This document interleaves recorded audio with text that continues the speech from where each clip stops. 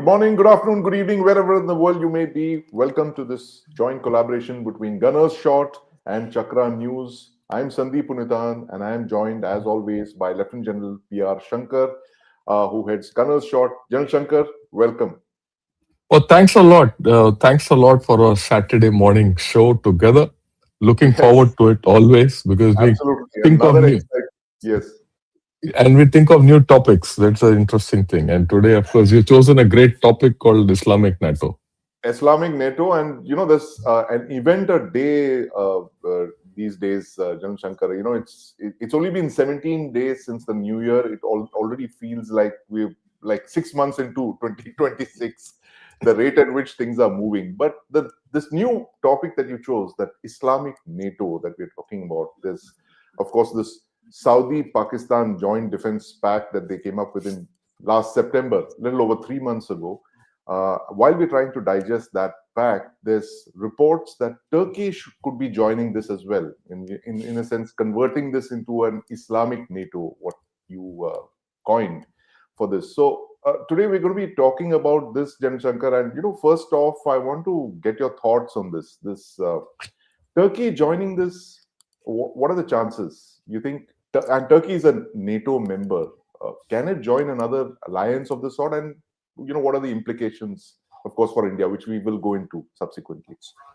Look, at the outset, it's not as if that Turkey can't join this alliance. There are other NATO countries which have joined other Right. alliances. So it's not as if this is not something. But you have to look at it from a different point of view. Uh, okay, alliance can form. You can call it as Islamic NATO. It's a catchy thing to talk Right. of. Right. Like they call the Quad as the Asian NATO and things Yeah. like that. Yeah. Okay, but the fundamental thing is for any alliance to form, there has to be a reason for it to form. Why is this there? Hmm. That's the question. Why is this there? If there has to be a reason for a alliance to exist. NATO itself was formed with USA in USSR, then Yes, USSR in review. 1949 was when it was 49, yeah. And established. you look at, yeah, and you look at Seattle or Cento and all. Yeah. All these were formed, all these Baghdad Pact, all that, you go back to the last century. They were all formed because of, Russia, or rather USSR. The Soviet Union, The yeah. A common Soviet thread. Union, common thing. And it was a thing. You look at NATO, you look at Quad. Quad came up to contain China. I mean, it's well known, and it was a thing. Shinzo Abe started it and all that. And of course, today it is irrelevant because of other reasons. And this is We'll come to that as well. The fact that how the Quad is now just vanished. Nobody's talking. vanished. Yeah, Disappeared. because Like the never there. Yeah. because there is an internal contradiction which came about in this Quad. Right, the internal contradictions have killed. Mind you, for everything else, Yeah. the biggest cooperation between Quad nations has been on the military Right. and posing a threat to China. And despite all that, it collapsed. I wouldn't say collapsed, it's there, it's gone in the back burner. Yeah. Yeah. Maybe someday it'll get revived, maybe it'll not. But Yes. the fact is, it didn't succeed. So, in the same vein, the thing is, where will this go? Who was its enemy? Who is its adversary? Is it India? Is it Israel? What is it? So Who let's wants? look at the adversaries of each. Pakistan Yeah, is one of the main founding members of this, if you can call it that. Pakistan and Saudi Arabia. So Pakistan's biggest adversary, of course, is India. India. They instigated last year, and which led to Operation Sindoor. Saudi Arabia, who's their biggest? They have two adversaries: You name it. Iran You and, name it. of course, Israel. Yeah, Iran and Israel on the face of it, but at the same time, the IMEC. For IMEC to go through, you need Israel. So there's a contradiction. The second Right. thing is, in the Islamic world, Yeah. the fight is between Turkey, which is the old Caliphate Ottoman Empire, and Saudi Arabia, which is the new Sunni power, and Iran in the Islamic world. Right. Right. So Turkey and Saudi, in that context, from an ideological perspective or a ethno, religious perspective, they are at odds with each other. So where is this military alliance going to be formed? So same thing for Turkey. What does Turkey want? Who's Turkey is thing? And Turkey is more centered around Europe, Yeah. Russia, Syria, Iraq. They're its neighborhood. Right. Turkey is more in its area. Okay, it has great ideas of being the bridge between the Occident and the Orient, Orient. Right. which is the thing. So where does that leave this whole lot? Lack of commonality in this Asian or the Islamic NATO Yeah. is the thing. So my view is, it's not going to succeed. It might come into play. It might not be succeed, but it serves a purpose of showing Islamic unity Right. and things like that. And then, then this is basically a fundamentally a Sunni lot. That's right. A Sunni crescent, if you can call it that. Crescent, yeah, call it. So will Iran and the Shia countries keep quiet? At some point, you see, Iran might be going through a bad phase today, Right. but it will revive. Yeah. What will be the effect on Pakistan itself?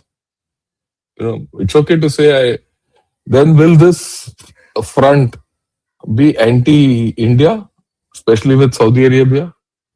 So there are a lot of contradictions within this story. What I would suggest is let's dissect each country, Right. okay, of this lot and see what are their motivations to form this Islamic NATO. So Sure. what I would think is you give your view and I'll give my view about each country, Right. and with a holistic thing will come. We'll start with Pakistan. So you tell me, Yeah. why would Pakistan like to be part of this Islamic NATO or support it and all that? Your view, and then we'll exchange views on this. So, Jan Shankar, interesting question. Now, the thing is that after the breakup of Pakistan in 1971, I think Zulfikar Ali Bhutto then began this thing of when Pakistan lost half its territory, he started pivoting towards the Islamic world, where he said that the bomb he pushed the bomb The program, Islamic Islamic bomb. bomb. At that time, there was no Islamic nation with a nuclear weapon. Israel already had one. So in that sense, he kind of said that we will do something which will give us the leadership of the Islamic world. So they started pivoting towards the Islamic world big time. They went in for a lot of fundraising. I mean, he did a fundraiser with Libya, with Saudi Arabia to finance the bomb. So effectively, the Pakistani nuclear program was financed by a lot of Arab countries, and that is very well known. It's well documented through the 80s and the 90s. Gaddafi is believed to have, the Libyan dictator is believed to have funded this, and very generously so. And all of them, and the Saudis have also given them a lot of assistance and stuff. So it's an old story. It's almost a half century old story of Pakistan going back to the Muslim world, Islamic world. And then you have Ziaul Haq, who says that, if we are not Islamic, we have to go back to our origin as an Islamic thing. Otherwise, we will be like a second-rate thing to India. So he championed this Islamization of Pakistan and all that. So in a sense, this is a revival of those old things from the 70s, and the fact that you have another dictator now in Pakistan, leads one to believe that he is pretty much following the path of Zulfi Bhutto and Ziaul Haq, and in a way that maybe Musharraf also wasn't.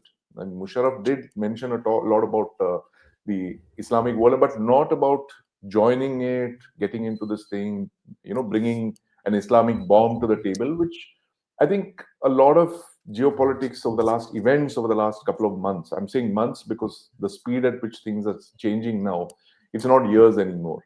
So, I mean, that is Pakistan's fundamental thing to my mind, that why they would, the bomb, the fact that they are the only Islamic country with a nuclear weapons program, a very large one at that, kind of says Yeah. that we are the automatic this thing. Yeah, I go with you completely. So you put a historical context to it, I think, which is very important. Pakistan is searching for its non-existent Arabic and Turkic roots That and of going course. okay, and that's how things are. And I think it's a very valid uh, point what you have made. Let me add a few issues, which are important. Ever since Asim Munir, and of course the fact that Hasim Munir is a Hafiz, has got close Yeah, of roots to course. Saudis and all that, you know, builds a bridge. And the fact is that Pakistan has developed close defense ties with Turkey, and Turkey assists Pakistan. So Right. Pakistan is very clear why it wants, because if you see Turkey Pakistan military ties, Right. they've gone up, Right. and and it's going parallel to what is happening with China. Okay, Yeah. right. So that's a very important issue, Turkey, and Pakistan would be the third largest thing after Pakistan, China, Pakistan, US, and then I think Turkey would be number three in terms of no, defense. today Where, today it's Turkey, Pakistan is number two. China, US, Pakistan is all vintage equipment, legacy equipment. right. So they haven't got anything from the US since 2005. I think 5 was the Five, last. yeah, they've not got. Yeah, that's Everything it. in the AMRAAMs. And and all this is on whatever US is giving is only sustenance, Right. nothing new. Everything new is coming from Turkey. Plus, they've done some exercises with Turkey and things like that. So that's Right. the next thing. But the more fundamental reason is Pakistan today is a military security state. Yes. It's no more a normal democracy. It's no more an autocracy. It's not a dictatorship. I make it uh, right. It is a constitutional dictatorship, as I call it, and Constitution. a dictatorship. Yeah, it's a dictatorship by the constitution because he's amended the constitution to make himself a dictator without being a dictator, and it's a military security state, right? Of course, you touched upon the nuclear angle. It considers itself the only nuclear power, all that. But most importantly, the economy. Hmm. You look at the economy of Pakistan, it's short. There's no recovery from normal processes. Right. Okay. And Asim Munir, despite all his promises, he came and he set up this SIFC, Yeah. Special Investment Finance Corporate, whatever that is, for getting investment. All that has failed. Their debt is huge. And there's a grim reality about Pakistan's economy. And, it's not going to recover. And they are at a dead end, actually. Hmm. Now, in this thing, what is Asim Munir doing? He's using the hype of Pop Sindhu's success, as per him. Right. Okay, I'm thinking like him, Hmm. right? And he's got some success in this Bunyane Maruf or whatever, and a lot of hype, assisted by USA and China. He's projecting it as Pakistan is a great military power. So one. Now there's a story of this JF-17 sale and all that. If you see, he's touched all Arabic nations and Muslim nations, including Bangladesh, Libya, Right. all that. And he is very clearly siding with, wherever Saudi Arabia, backs a regime, he's going there and selling his JF-17s. Whether that will happen or not is a different story. Right. So with any sale of equipment comes influence. And with that influence, there's a multiplicative factor. There are second order effects which will happen. So I think uh, Pakistan is playing a big game because now Munir wants to revitalize his economy through the military. That's why I said it's a military security state, a Right. constitutional dictatorship. Right. If everything has failed, revive it through the military. And what else? Exports. Remember, they're exporting 155 mm ammunition to Ukraine. Ukraine for the Lots last of 4 years. Yeah. 4 years. and now they're looking at JF-17 sale. So you might see more coming up in this story. So Pakistan's, and of course India is its nemesis, Right. right? And uh, another shift is happening. There's I think Pakistan doesn't rely on China or doesn't trust China anymore. Let me put this in context. The previous chief Javed Bajwa, Yeah. in I think in Lahore festival, or a Right. book fair or something like that, Yeah. or Karachi, I don't remember where. He did make. I remember seeing that clip. He says, "Look, what do we do?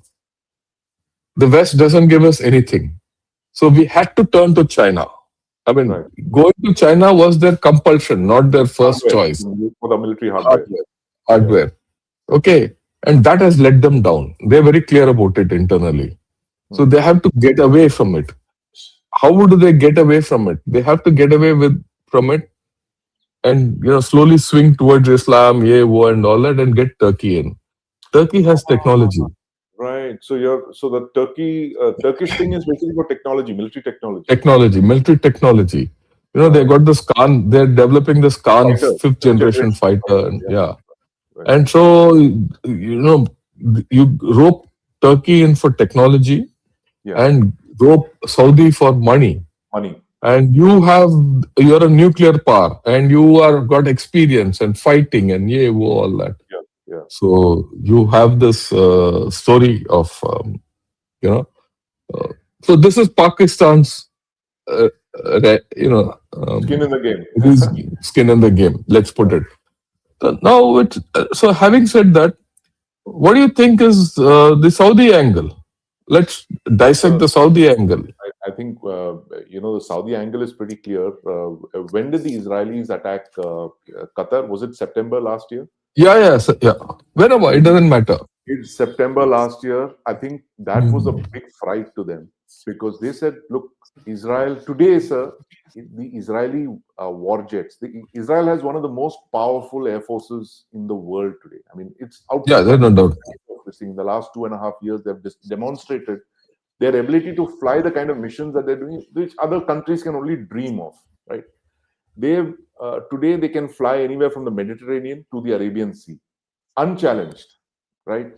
And with this attack on Qatar, where they took out, they attacked a Hamas thing. I think they killed his family members. They couldn't get the Hamas chap, and that attack actually, the missile was lofted over Saudi Arabian airspace. It was a aircraft launched ballistic missile which they launched over Saudi space, and it went directly and hit the target in Qatar. Now, Mm. the Americans, Trump, the usual thing, he did that theater. He got this guy to apologize on the phone. He got Netanyahu to sit next to him and say, okay, bold sorry. Call up the Qataris and say you're sorry. So Netanyahu played along and all. But I think the fear in the Saudis is very clear that they're looking at what is possibly one of the most pro-Israel presidencies ever. Trump is doing everything the Israelis want and more, and Yeah, he's presided over this thing of Greater Israel. I mean, we call it Greater Israel. It's a meme, but there are a lot of people talking about the fact that Israel has emerged out of this Gaza conflict much more stronger militarily than it was pre 2023. The borders of Israel are expanding. It is going into Somaliland. It's at the mouth of the Red Sea already with the UAE. They've struck a deal with the UAE thing. It's very interesting. This UAE Israel pact, which is a couple of years old now, it directly challenges MBS.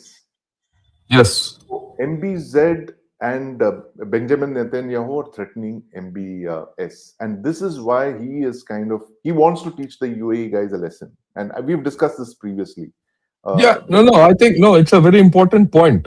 yeah, What you're making is a very important point. The fact that today, that the manifestation of this rift between UAE and Saudi yeah. is there in Yemen, it's there in Libya, it's there in Every single thing: Libya, Sudan, Yemen. Three of the big conflicts, and I'm sure there are many others where they're looking yeah, at yeah, yeah, Somalia yeah. as well. So this is a very big thing, and the Saudis have figured that the Americans are not going to back them when it matters.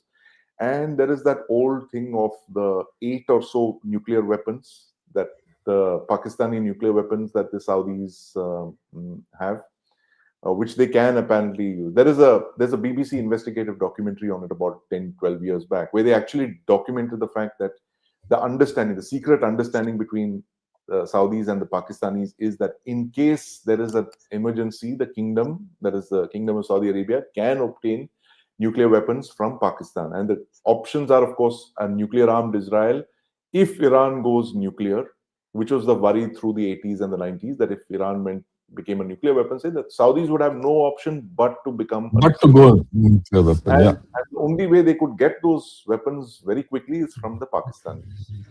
So his thing is very clear, and he's given them so much of money, and now it's payback time. So interestingly, Jan Shankar, that September thing, the draft document is not out. That document which they signed is not out in the public Yeah. domain. The mutual- KSA Pakistan Pact. Yeah. I go with you. No one knows what's in that, and what is the unwritten clauses, whether there is a thing of Article 4 kind of thing from NATO, attack on one is attack on all kind of thing. So Saudi's Yeah. thing is very clear. Yeah, I think what you outlined and what based on our discussion, Saudis want this pact to be anti-Iran and anti-Shia. That's Yeah. one. And the second layer in this is, domination, or rather being a dominant force within the Sunni world, Right. especially its fight against UAE. Then I think there's also an issue of regime protection. It wants, it's got money. The only thing Saudi has got is money. And, regime protection and survival is important. Because whether you like it or not, even Qatar with its Al Jazeera threatens Saudi regime. Yeah. And there's something which I read. And now with this inner rift with UAE, Yeah. and this thing with Israel, and the way everything else is panning out in the Middle East. Right. So regime survival, I think, is also a thing. And this Islamic NATO, and of course, being it will consider itself as the core of the Islamic NATO because it's funding. Right? And so, willy-nilly, it has its thing on its own. It is looking. Right. So, here I want you to spend a little bit time, because Pakistan is against India, but not Saudi Arabia. Saudi Arabia is looking to diversify to India. How does this square out in this Islamic NATO? That's right. So there's a dichotomy there. The fact is that there is, like you mentioned in this beginning, that there is no common threat. Each of the three countries have their own threats and their own compulsions. And Saudi-India ties are at the best ever. That's a well-documented fact. In fact, under Prime Minister Modi, I think the relations have been the best. Very good. In fact, if you remember, during Op Sindoor, when it happened, he was received by an escort and sent out by an escort and all that, if you remember. Yes. Yeah, please, go ahead. So there is nothing that the Saudis have against us. There was, in fact, even talk of Saudi investment in the Jamnagar refinery lines. That didn't come out.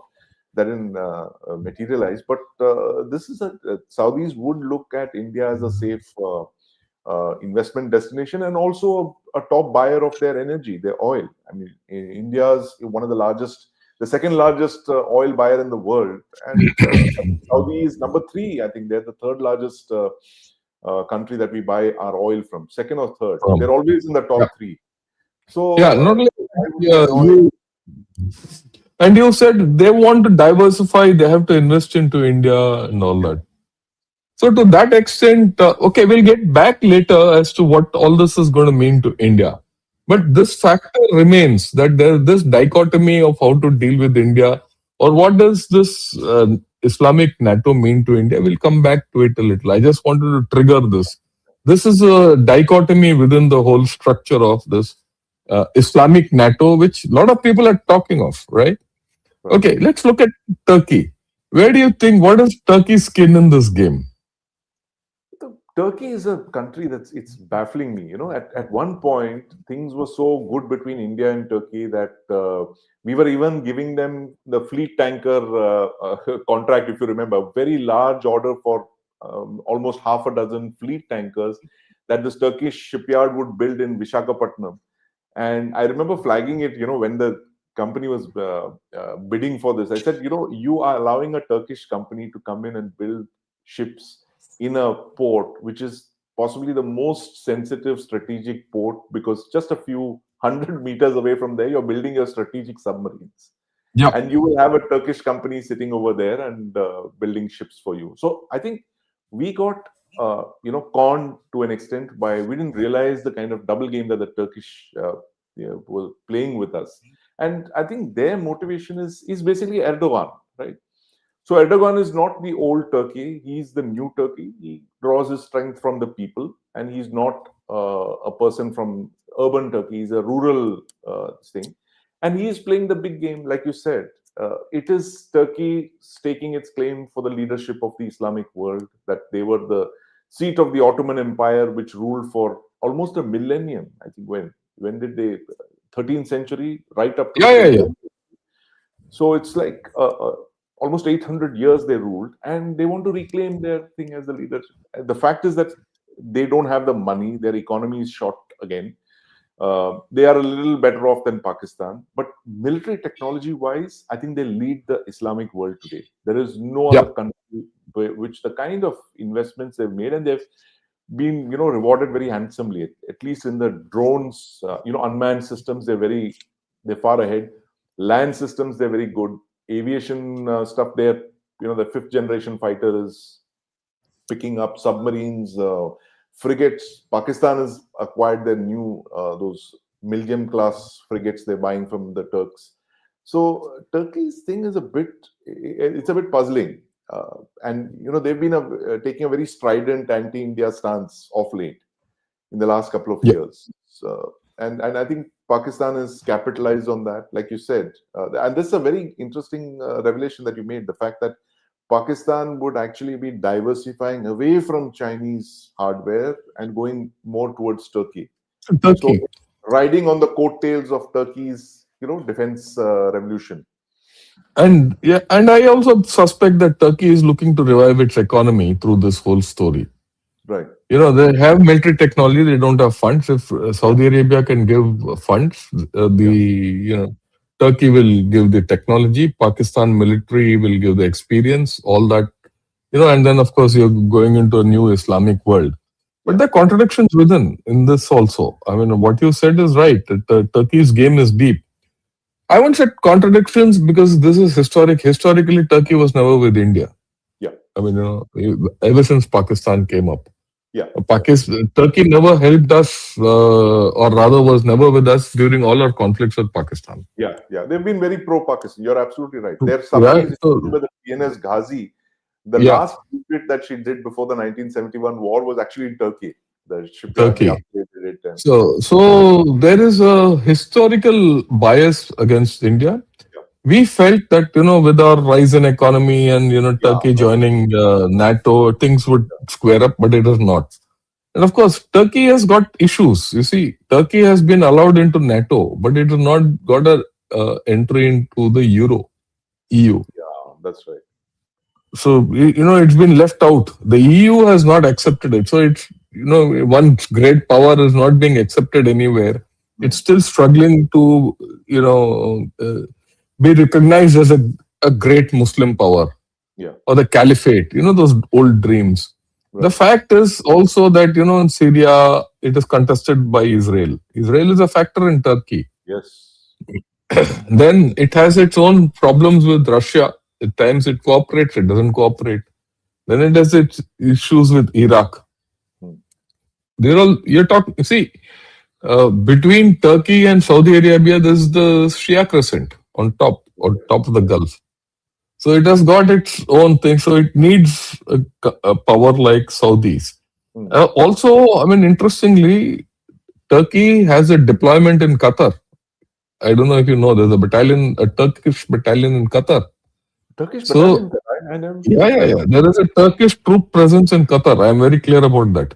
Right, right, So Turkey has got these problems and it is offsetting it in many ways.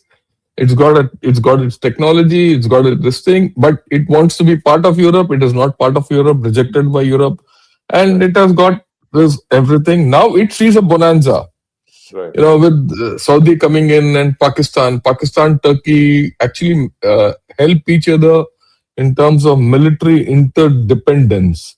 mm, But they don't have money, and that's where the Saudi triangle closes, and they right, all three of them in future, whatever. And but there are problems also. Turkey's world outlook is defined by Bosphorus. It is yes, defined by Greece, Crete, all these countries around, which the Europeans and US support, and they right, are against Turkey on that, right? But US needs Turkey for many things, especially against Russia. So right, the Turkey's geopolitical equations are far different from Pakistan. mm, So there is a dichotomy which comes in there. But like you rightly said, Erdogan, he wants a new Turkey with Turkey as the center of the universe, caliphate, and all that. So right, you have these three, uh, what should say, middle powers, right, or whatever you call it, trying to put together something. The triangle at the out, in the outer, this thing looks very nice and seductive, if I may use the word. But internally, this triangle doesn't close. There are a lot of incongruences in this whole story, right, right? And so, it's in this context, it's also interesting to see how have these multinational forces functioned and prospered in this context. There's this 42-member multinational force which Saudi Arabia put together with Rahil Sharif as the chief. You yeah, remember that's right. that, Yes, yes. right? About a decade Yes, ago, was it 16, decade 20, ago. Yeah, 16? yeah. And, it's good to see. Okay, let me see what is your view of this multinational force. What has it achieved? Because that's actually the precursor to the Islamic NATO. Really Yeah, speaking, yeah, has yeah. it Of been course, successful? The Islamic Military Counterterrorism Yeah, Coalition. for coalition. Has it been successful? No, it just exists in name. It's a That's it. in name, right? So that's one thing. The second thing is, of course, there's a fundamental thing which I feel, Pakistan is completely Chinese equipment. Right. Uh, Saudi and Turkey are all NATO US equipment. US If you equipment. like, they follow NATO standards. Yeah. Will USA allow this male Milan, as you say? You give me your view on that. No, but Will USA? you're right. So Saudi Arabia is almost entirely US platforms. Like 99% of it is Western. Turkey, again, a NATO country, therefore it has to have NATO equipment, NATO standard, NATO compatible equipment. Their military industrial revolution is just what, less than a decade old. So Yeah, yeah. it will take time for them to replace a lot of the platforms. But it's interesting if Pakistan enters this thing, what will it do? As in, like, will it set up production lines in Saudi Arabia for its equipment? Will Turkey, set up hardware assembly lines? Build, because Mohammed bin Salman is very clear on Keen to the get vision of the industrialized and yeah, yeah, yeah. He yeah. wants to take Saudi Arabia into the 21st century, and that's the reason his entire focus over the last decade has been this new vision for Saudi Arabia, and where Neom and all that is part of it, the new Yeah. city. And so I would imagine that he would want a Saudi, a Saudi, Turkey, Pakistan military industrial complex, which he can, build over there, get the talent, get the brains from both these countries and set it up for him there. Yeah, but that doesn't solve Pakistan's problem It of finance. It would probably give them some money. It would give some them money, but yeah, it doesn't, right? And so yeah, you're right. It'll give them money, their economy, it'll be offshore economy. So, that whole thing of he's right. trying to push this. Asim Munir is trying to push the JF-17s into Saudi Arabia, but I don't know why the Saudis would buy, a No, but third-rate that's only a talk. At this point Chinese. of time, it's only a talk. So I don't give much You credence don't to see it. that. You don't see Saudi Yeah. Arabia even symbolically buying one squadron of No, JF-17s. that US won't allow. We know that. I mean, US has to allow that, isn't it? Right. And I mean, just think JF-17 avionics from China and the engine from Engine Russia, from Russia. and these chaps will make only the outer Dakkan of this whole Yeah. story. Yeah. And then you think USA will allow it to go into the Middle East. Then it's like recreating Egypt. Egypt was based on Russian equipment, Yeah. USSR equipment in the good old days. So I don't know. I 1970s. don't True. think so. Okay, so let's get to this. What do you think? How do you think USA will react to this whole story? US thing is very interesting. I mean, I don't think they'll have a problem with these kind of informal arrangements. The Asim Munir and Sharif meeting the MBS and putting out a agreement. I think they'll have a problem if it starts becoming something more tangible, which could threaten Israel. That's my sense. I mean, if there is Yeah, talk of nuclear weapons and coming in and there, Saudi nuclear weapons will be aimed at Israel, and that the Israelis will never allow to happen. So that straight away becomes a red signal. And that is where I think the Americans will intervene. That's my sense on this. yeah, fine. I go with you. I don't. I myself don't believe that the Americans will let this go beyond a point. Beyond a point, Because absolutely. beyond the point, and because they still have a screw on Turkey. Turkey being a NATO country, it Yeah, has to follow norms of NATO. right. Otherwise, there's an issue. And a lot of technology or arms and ammunition in Turkey is NATO or Right, US. right. They got the latest, right? And already, if you remember, they were thrown out of that F-35 program, or if I remember, if you remember, S-400, yeah. yeah, because of that Not S-400 deploy thing. S-400. They had to Yeah, put it in a garage.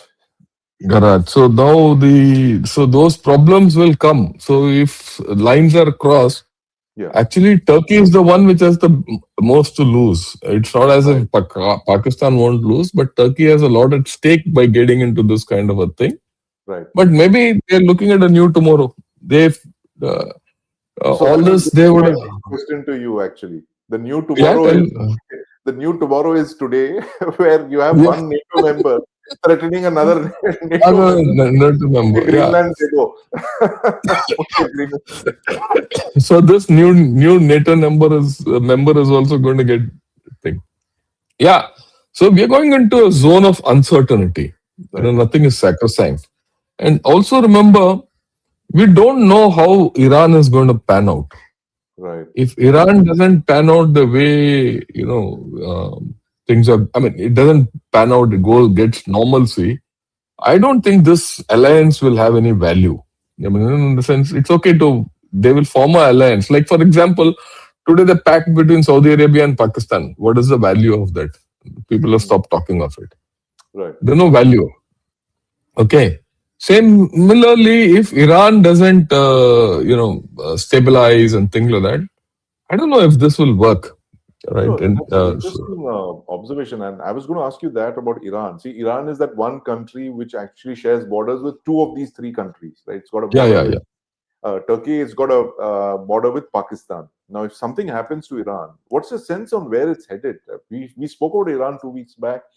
Trump seems to have taken a U-turn on the attack, but I think he's still waiting for his carrier strike group to land up in the Arabian Sea. It's somewhere My near the Malacca Straits right now. look, I don't think there are military options in Iran. My own sense. I mean, Right. I'm very He clear won't now. strike. He won't strike at They Iran. won't. No, no. Some strike might be there. Right. Low-level strikes might be there.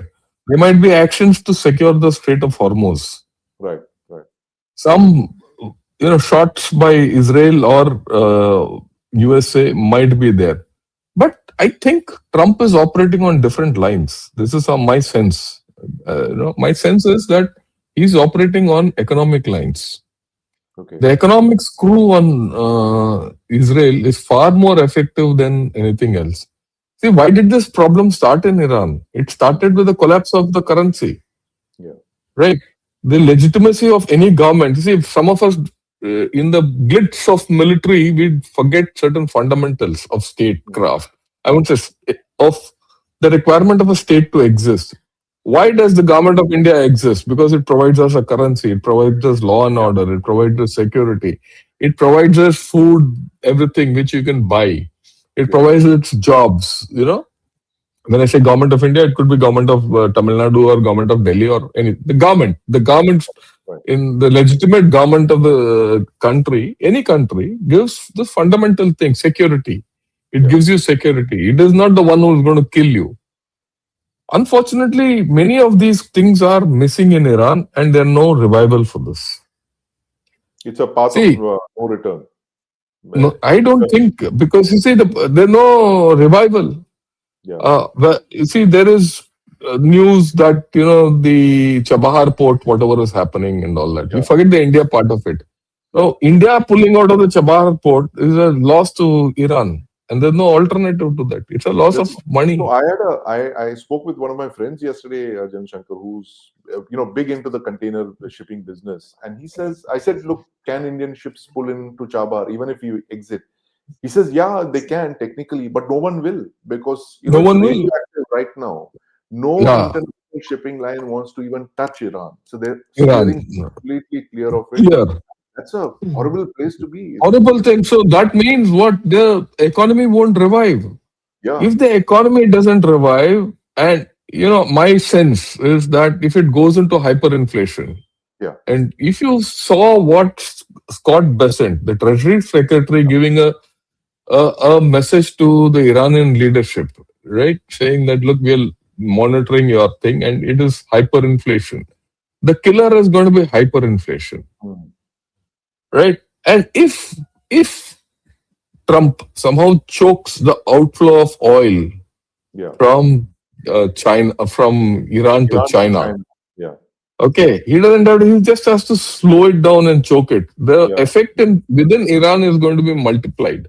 yes. And then what happens? This is not going to be easy. It's going to take time. That's my way of looking at it. And you're not going to see kinetic action. The kinetic action might be the last straw which breaks the camel's back. Right. So we're going to see. After all, like yesterday only, in some other this thing I said, the Iranian Revolution of 79-80 Mm, lasted 17 months. We spoke of yeah, this then also. yeah. Okay, it didn't finish with just Khomeini coming. Khomeini came, then two rounds of massacres took place and Yeah. all that. And you Started in remember you 78. showed The trouble started in 78, 78, and January Saddam was out by 78. Jan. Yeah. January he was out. Okay, yeah, but the revolution continued another Yeah. 6 months after that, till Yeah. the two rounds of massacres, which we showed photos also. Yeah. Right. So this is only 20 days. Yeah. Whatever is Right. happening now is 20 days. Yeah. And if you see the three cycles of unrest which have happened earlier in Iran, Mm, they themselves have lost it about a month plus to 2 months. So right. early days. My look at it is early days. All things are not. So if Iran remains unstable, this Asian NATO or rather the Islamic NATO and all that goes for a toss because everyone is then looking at Iran. Even if Mm, people agree, it'll be, they like, I mean, I don't know. And there are news coming out that Pakistan is helping USA to against Iran. attack Iran. Yeah. So maybe that was the deal in the White House that Bill, White House, yeah. the bill for the lunch that Modi Bill, had. yeah, bill for the lunch, right? So there are equations which are unsettled. Right. And of course, when you talk of Islamic NATO, you have to see how Iran will, not Iran, Israel will react. Right. Your guess on how Israel will react? I think Israel is obviously they're waiting and watching, but if any of these three members do something to threaten Israel, for instance, if there are ballistic missile shipments, I'm just guessing here. If Pakistan starts to transfer ballistic missiles to Saudi Arabia, you can bet 100% there will be Israeli airstrikes on that shipment as it's being loaded into merchant ships. So the Israelis will strike the minute they see a threat to them, in the form of missiles or WMDs or something like that. Because I think after October 7th, they've a certain line has been crossed in the Israeli psyche, that this never again. So never again is something that was Second World War, the Holocaust. This is a new never again. They will Yeah, not allow any country to have the kind of capability like Iran. So while Iran has the ballistic missile capability, it's got a very formidable ballistic missile and cruise missile and drone force. They will not allow a second nation to have that and threaten them directly. Because if two people start firing missiles at them, that could be a serious issue for their Iron Dome and stuff like that. So the Israelis will strike immediately. yeah. So Can it take years? Other I, than I'm that, I don't see them attacking, these guys. yeah. That is, And I think what you're saying is right. So I don't think Israel will keep quiet on this whole story. And if Israel doesn't keep quiet, then USA also will not keep quiet. They'll also do what they have to do. So we're going to looking at interesting times. So before we take questions, I want to ask you, how does India react? right. So, Turkey, Pakistan is already a reality. I think we've saw that in Op Sindoor. Not only in terms of hardware, but a lot of intel. So, electronically, we know that China, Pakistan is now one front. The radar picture, CA4ISR, satellite data is all coming from China. The fighting may be done by Pakistan, but the intel is coming from there. There's a lot of support from Turkey that is coming in. The only problem in this is we can deal with Pakistan and Turkey. The only problem is that if other countries start jumping in, and if Saudi Arabia becomes a big factor in this, starts funding, say, Pakistan, pumping money into Pakistan, we all know where that money is going to go. It will go into buying more arms, and when the arms come in, then there's things in the Pakistani military leadership, this constitutional dictator then starts getting ideas that maybe I can do what four dictators before me couldn't do. Those old things come in. So for me, the crucial thing where India should be looking at is Saudi Arabia, and not these other two jokers. Turkey and Yeah. Pakistan are peripheral to us. My main concern is Saudi Arabia, because under Mohammed bin Salman, MBS, you're looking at a Saudi Arabia. He is in his late 30s, he's 38, 40 or so. If you look at his uncles and his father, they all ruled till they are 85, 90, which And means that he is there till he'll remain. 2075. He will be there for the next half century. So he's a guy you need to have on your side. And by whatever means, whether it is through investments or closer Saudi-India partnership, whatever. And we've already got a great thing going. We just have to make sure that Saudi Arabia doesn't, swing this thing very decisively against us. Otherwise, Turkey, Pakistan, like I said, not a big deal. No, irrelevant. Yeah, I go with you. So the thing is, how do you handle Saudi Arabia, right? And I also feel that the other ace you have in your sleeve is UAE itself. Yes. UAE is also a thing where you have with MBS and MBZ both. Yeah, so if you use your economic power use it intelligently with UAE and Saudi Arabia, and things will they need to have a stake in our growth. Right. And if they have a stake in our growth, they will not allow Pakistan to do any maverick no maverick action by Pakistan. And of course, the second thing is, all this is good. It's all castles in the air, the way I look at it at this point of time. Pakistan itself is facing a grim problem. And I'm going to do a program on that today evening. While all this is there, the military route for Pakistan's economic revival, Pakistan has now reached a dead end economically, right? Yeah. And so I don't know how they will get out of it. They don't seem to be having a way out, and neither are they capable of doing it, not till Munir is around. So they have some internally hard options to make. They will be anti-India, all that. But I don't know whether they have any options left. And also take into account that China is not in a happy place today. Hmm. Yeah. China is not in a happy place. So China might not allow Pakistan to do what it wants to do against India, especially with China now trying to come here. I mean, the mere fact that CCP, that the Communist Party of China, has sent one delegation to India, where it has met the BJP, it has met the RSS, it has met the Congress, it has met the Communist Party of India, and it has met your government. Yeah. They are into something. That's a different story. But Right. if they're doing all this and you're allowing it, it's not as if Pakistan and China will tomorrow attack us. And we Right. know where China is geopolitically today. Yeah. Yeah. So I think we have to take a 360-degree view of this whole story, not react. We have a lot of hotheads within our system, Yeah. or the ethnocentric minded people. Yeah. Okay, they are reacting to this. So we shouldn't react. We should Right. watch it, right, and take action. We need to take subtle actions. You need to take political actions. And my way of looking at it, I have a one-point agenda. And that one-point agenda is take political action to retake Gilgit-Baltistan and POJK. You take political action there, the repercussions are going to be wide and far, and for which they don't have a counter. So I think there are a lot of issues which we'll this thing. So you Yeah. have anything to say? Otherwise, we can take a few questions. Well, no, just quickly a thing about what the rest of the world is going through right now. We are talking about the Islamic NATO, but look what's happening to NATO, and very interestingly, this is possibly a subject for another discussion. But I want to mention it in brief. Did you see the statements that are coming out of Germany and Europe now vis-a-vis Putin? The Mets has said, maybe we should accommodate Putin, and he's a European, and what happened? My God! And what?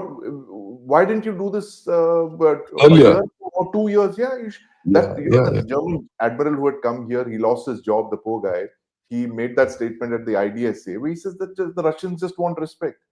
And that's it.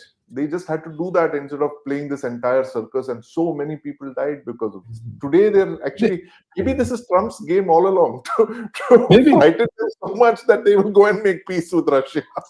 No, make, and not only that, now today the Germans are saying we went wrong in our energy world, that Yeah, they and closed up all the nuclear they plants and all that. cut off their energy thing from Russia. I mean, where do you go? How you can't make energy out of thin air, Yeah, So it's bizarre. But anyway, let's take some questions now, Shankar. I'm, yeah, I'm done. yeah. Fine. The first question is, what is the Baghdad Pact, CENTO, and the Eisenhower Doctrine? Your views? Baghdad Pact is very clear. It was about containing the southern spread of the Soviet Union. They wanted to create a whole network of alliances in the southern Yeah, same thing. and prevent the Soviet Union from touching the warm waters of the Arabian Sea and making them comfortable there in the southern. And that's how Seato and Pakistan and all that come into this. Yeah. Sirs, if Turkey were to join with Saudi, they would fizzle out like SARC did. The members would keep battling within themselves, and also very difficult to keep Islamic nations together. Your view? Yeah, absolutely. I completely agree with you. This is going to be see. I mean, if Islam had been such a binding factor, then you would have already had a caliphate by now, and not the 30, 40 different Islamic countries. Yeah. So this is thing. I mean, it's more about signaling, I guess. Yeah, and also the whole idea of a caliphate Yeah. goes back to the last century, the Ottoman Empire, First World War, exactly a century back. It was in the last thing, and mind you, at that time, Saudi Arabia was not the power today it is. In fact, Saudis, Iran, all these were all under the British yoke. They were tribes. So They were basically tribes. tribes, basically There's tribes. yeah. You go back to the Lawrence of Arabia. British captain went and he got them out of the desert and Ottoman trains. Ottoman. So things have changed from then, and people might have ideas about all this, but things have changed. Yeah, okay. Will in future Pax Silica become a chokehold on India as US wants India to become when it comes to weapons using chips made under Pax Silica? Yeah, without a doubt, that's what it is. They're doing their own thing. What the Chinese did with the rare earths, they're Rare now doing. earths. Yeah. They're Yeah, but concerning. uh, yeah, but let me also put it across. It will not become a chokehold on India because No, we are no. It will not be a chokehold on India. That's the crux of the thing. It will not be, but we'll get a lot of leeway because already, like I've been telling earlier, the world can't exist without India anymore because India is the only country which can replace China in scale and talent. yeah, yeah, scale and talent. Talent is important. There's no other talent in this manner anywhere else in the world today. So they have to come. So it's a matter of time. Yeah, yeah. What are your thoughts on these reasons behind Islamic NATO? That's what we've spoken of. Yeah, Everything. Yeah. almost an hour now. Yeah, yeah, yeah. Okay. It's so. Jain says off the topic. Can you cover at some other time what ails HAL even after 60 plus years of Yeah, manufacturing and screwdriver giri? that's I think give your outline views about it. but I think we need more competition. We need more talent into HAL. I think the users need to get in there, and it's all a thing of program management. I feel that, and we've seen that Yeah. with APV. If you can get your nuclear submarines right, surely you can get these fighter jets and Yeah, helicopters. you can. I feel, you see, many of our programs which have failed, Yeah. right? Any program which has succeeded because the services have been integrated with it. Yes. Yes. Where the program has failed, the services have not been integrated with it. I'll give you an example. I'll give you a couple of examples. People have to understand. See, our SFC, the Prithvi, Agni, all that Yeah. succeeded because the services were integrated with it deeply. I was there, part of that program. I know it. I know it firsthand. Okay. Way back. I'm not talking now. I'm talking about 30 years back. Similarly, you look at the way the Prithvi Pinakas, for example, the Yeah. Pinaka program or the BrahMos and all, because we are involved in it. Yeah. You look at a great failure was what we wanted to get a rifle with two barrels and all that. You Yeah. remember that? Okay, Interchangeable barrels and all that. interchangeable barrels and all that. Yeah. Because it was only wish listing. Yeah. Similarly, HAL is failing because of a lack of service integration. The service integration, I think, is very poor. You know, people might have different views, but I think it's very poor. If the services were fully integrated in the HAL, you won't have a condition where the chief of the air staff has to come Yeah. 2-3 times in public saying, "Look, this is not Great. what we want." Yeah. That's right. Right? The lack of integration. If the chief of the air staff has to say this, and this is at one level a failure of the government also. Hmm.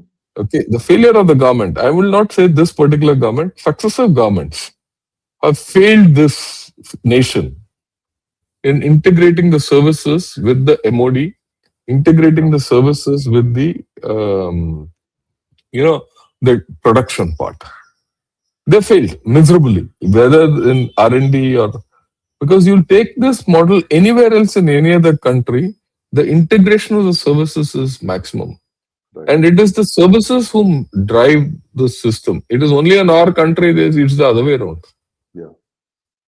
So I think that's the way because I thought this is too important a thing to leave it to another day. We can talk of it a different day, Absolutely. Yeah. right? Okay. Okay. There's a view. I want your thing on it. Pakistan is hedging against China by tying with Turkey with increasing difficulty vis-a-vis China due to their increasing proximity with USA and increasing rhetoric by USA against China. Your view.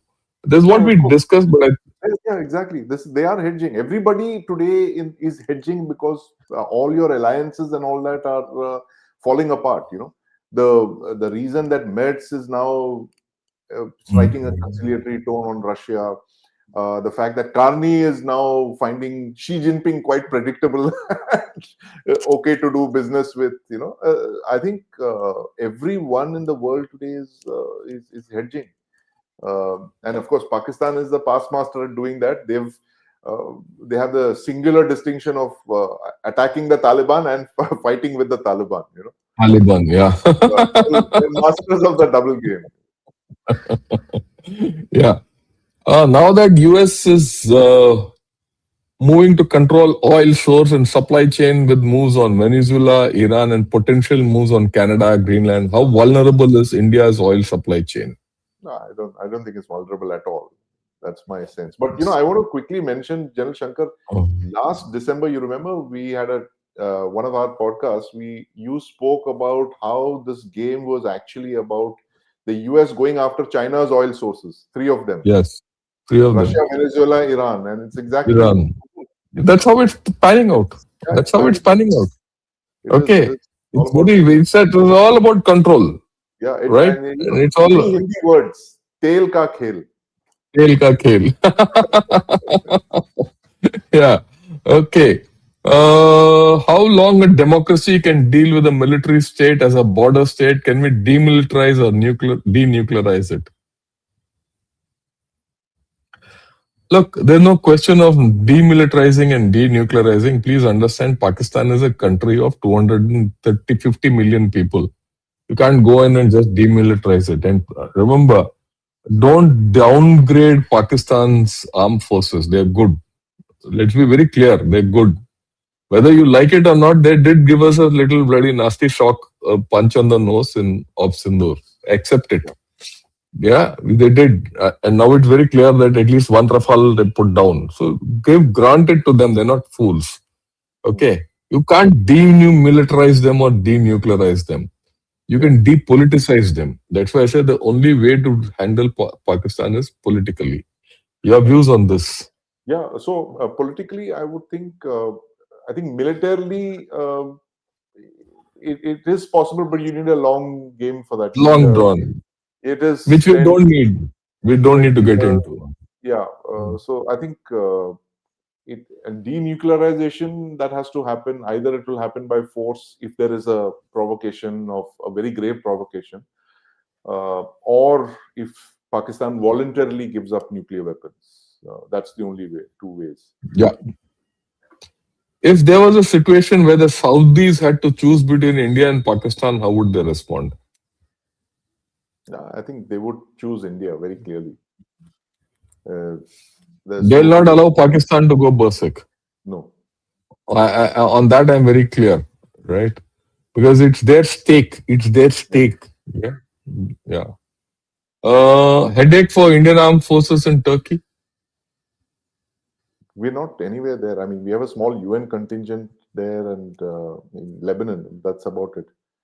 Otherwise, we're nowhere there near Turkey. Yeah. See, not only that, we have a problem. We will have a problem with Turkey at some point of time. And let me put it this way: it's all about IMEC. The IMEC Yeah, bypasses Turkey it bypasses completely. them. That's right. Yeah, Okay, and so to that extent, Turkey will try and kill it, and they know that US, India is not, for it. And this Islamic triangle, which the NATO, if it comes, yeah, will yeah. try to divert that IMEC towards itself. Right. The Turks want to put pressure on Saudi Arabia to get it through them because Mm. for them it's money, right? Yeah, It's their, yeah. Okay. Mm, yeah. Abraham says several European countries, Hungary, Serbia, Belarus, Turkey, and Greece, etc., are exploring closer ties with the BRICS group. Yeah, they would. Any views on this? hedging. I think they're also hedging. I think, but Yeah, interesting that we stayed out of the BRICS naval maneuvers. yeah. Uh, We have not agreed to it. It's a big message.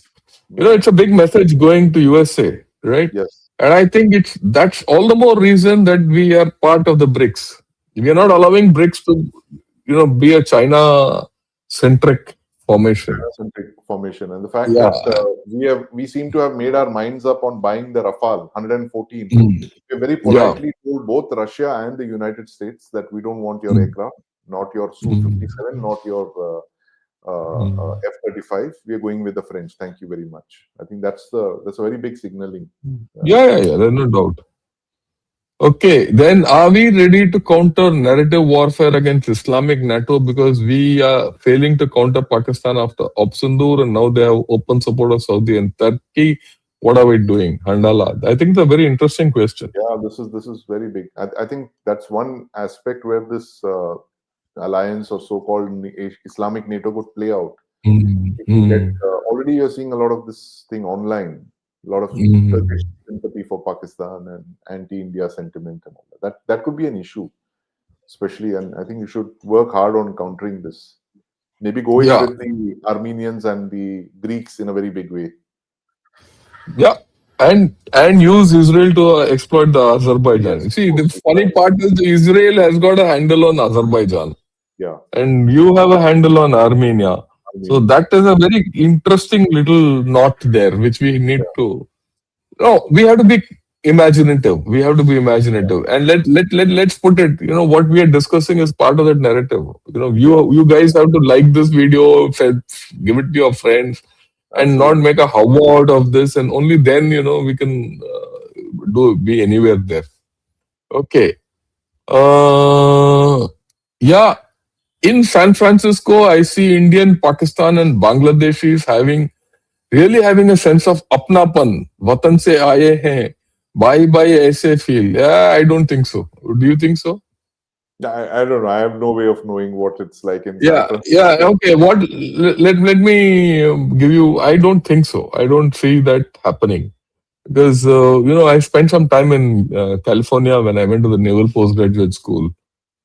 Yeah, I mean it's not exactly San Francisco, south of San Francisco, between South San Monterey. Francisco and It's the one in Monterey. Monterey. Yeah. Monterey, yeah. And I used to discuss with people, and I used to also. I had a Pakistani guy doing the course with me, and I got the sense that Pakistanis are. I'm talking of the Aam Aadmi in America. Hmm. I'm talking of the normal professor, the janitor. I'm talking of such guys, the barman, and those guys. They feel Pakistanis are shady guys. They Pakistan don't is get respect. Pakistanis are shady guys. shady guys.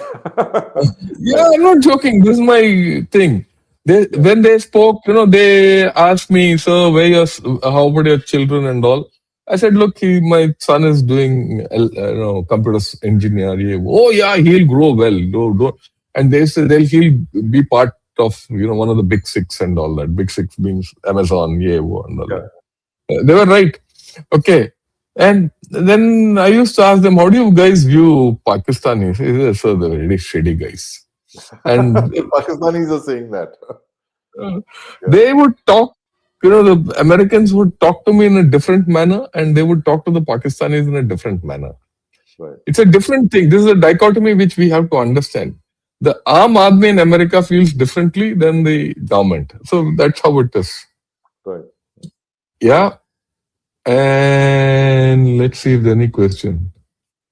Oh, any other thing.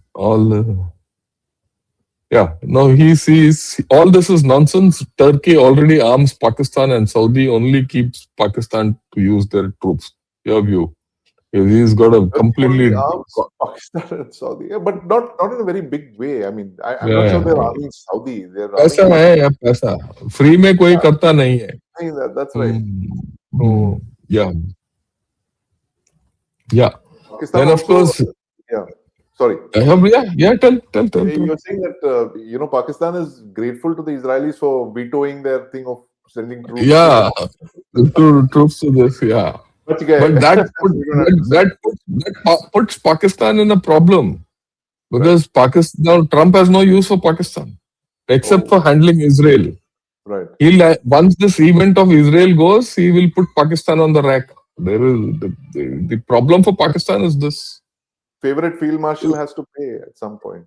Yeah, see, the point is, if you don't have your internal strength, then this is the thing. We'll talk of it. We'll talk of it. my reading is MBS is the sort of person who's not going to support Pakistan for the simple reason that it is a Muslim country. In fact, he may try his utmost to reverse the colonial arithmetic. Maybe, right? That's a view. Yeah. Okay. Yeah, okay.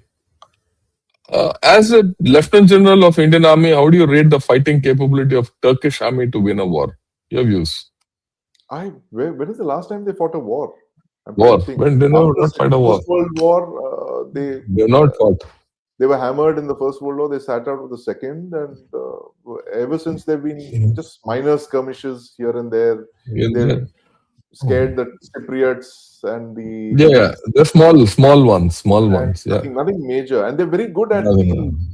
this deep state games kind of thing, because the whole thing of fifth generation warfare and all that, because the whole concept of the deep state actually originates from Turkey. So they're Yeah, good I at agree with covert you. warfare. They're good at covert warfare, not so much overt.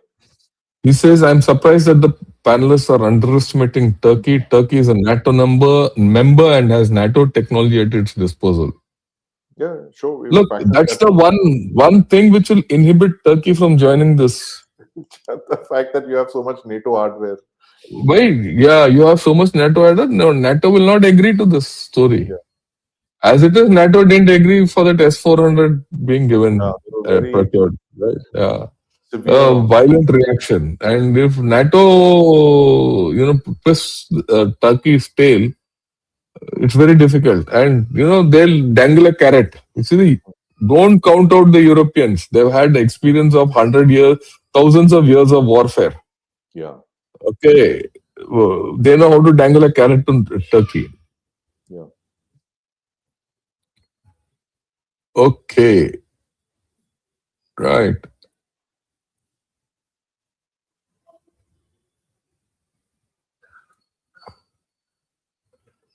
Okay, I think we've done for the thing. I don't see any more great questions. There are Great. a lot of views. Your final thoughts, and then we'll close. So, final thoughts. These three countries seem to be coming together. Turkey, Saudi Arabia, Pakistan. Turkey, of course, joining the bandwagon. But like we discussed, and of course, your thoughts, Jan Shankar, the fact that this might not become a formal structure of the kind that NATO exists because Yeah. of the inherent contradictions in this, and the fact the biggest takeaway actually is the fact that there is no common enemy for all three of them. And unless unless, and here is a big uh, if Donald Trump presents himself as that adversary, and suddenly it Yeah. becomes a thing of he threatens all three of them and they all have to Yeah. fall.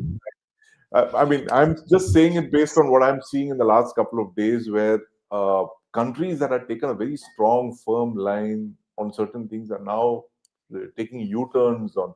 In Europe, you're seeing it with Chancellor Merz. Even the opposition in Germany, the far right people are saying, "Oh, we should never have cut off the Russian gas."